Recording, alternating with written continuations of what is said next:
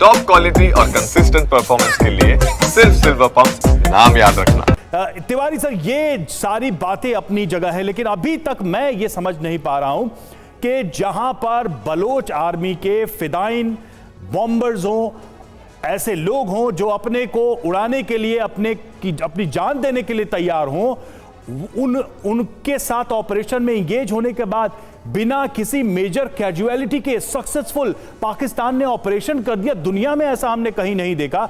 जब भी इस तरह के ऑपरेशन हुए हैं तो जो कोलेटरल डैमेज है वो भी बहुत ज्यादा होता है। इतनी इफिशिएंट है क्या पाकिस्तान की सेना? देखिए रवि, मैं मनीष और दत्ता सर की बात आगे बढ़ाना शुरू करूंगा। जिस टरेन में जहां पर वेल प्लान तरीके से बीएलए ने किया हुआ है, मैं ऑपरेशन पॉइंट ऑफ व्यू से कवर करूंगा कि पाकिस्तान पूरी तरह से गलत है और झूठ बोल रहा है।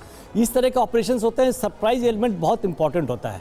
इसमें दो तरीके, like air attack at the same time NSG का, और ये स्पेशल फोर्स से क्या होता है कि स्पेशल फोर्स नीचे से पहुंच रही है, पहुंचने के उस टाइम आप एयर स्ट्राइक करो ताकि उनका अटेंशन डाइवर्ट हो।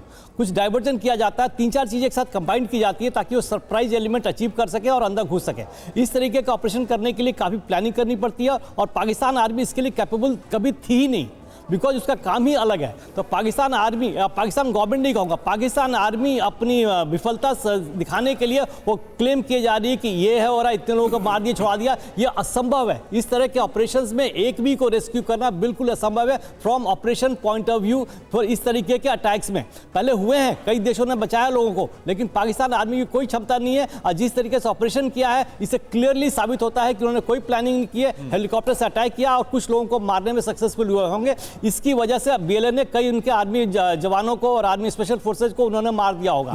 ये हो सकता है कवर अप करने की कोशिश कर रहे हो, ये निगोशिएशन पीछे चल रहा हो ताकि वो दिखाएंगे नहीं हम झुक गए, लेकिन निगोशिएशन हो सकता है आके हो जाए, तो इसको छिपाने के लिए कोशिश की जा रही है। इसमें एक्चुअली बहुत क्लियर लग रहा है कि इनकी पॉलिटिकल लीडरशिप और मिलिट्री लीडरशिप में कोई कोऑपरेशन नहीं है, अंदर कोई एग्जिस्टेंस नहीं है, ताकि कोई कॉमन पॉइंट पर आ नहीं पा रहे कि हमें कैसे करना है, क्या करना है। ऐसे ऑपरेशंस को अंजाम देने के लिए दोनों का समावेश अत्यंत आवश्यक होता है। वो पाकिस्तान में बिल्कुल है ही नहीं। अब पाकिस्तान आर्मी जो खाली टेररिज्म में स्पेशलाइज करती है, वो इस तरीके की जो प्लानिंग होती है, ये सब इसकी ट्रेनिंग और एक्सरसाइज काफी लंबा चलता रहता है। जैसे हमने भी स्पेशल फोर्सेस तैयार कर रखे, दत्ता साहब बताएंगे, इसमें कई तरह की एक्टिविटी, कई तरह के एक्शन, कैसे काउंटर करना है, कैसे अटैक। बिल्कुल ओपी तिवारी सर, और ये बहुत बड़ी बात आपने बोली, और ये सब जानते भी है कि कैसे पाकिस्तान की सरकार और जो पाकिस्तान की सेना है, कोऑर्डिनेशन का एबीसी क्या होता है वहां पर कुछ पता नहीं, और इसका खामियाजा जो बंधक है उनको उठाना पड़ रहा है।